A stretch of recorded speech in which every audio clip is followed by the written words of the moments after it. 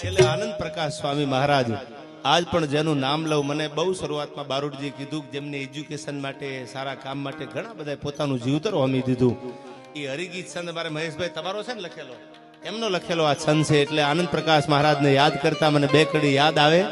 આ જેવા સદગુરુ મહારાજને જ્યાં જ્યાં આપણા શ્રદ્ધાના કેન્દ્રો છે એટલા માટે હરિગીત છંદમાં એને યાદ કર્યા છે. કેવા હતા આનંદ પ્રકાશ સ્વામી? કે લગની હતી બાણવે સુથી ભગવાન ને ભજવાતની,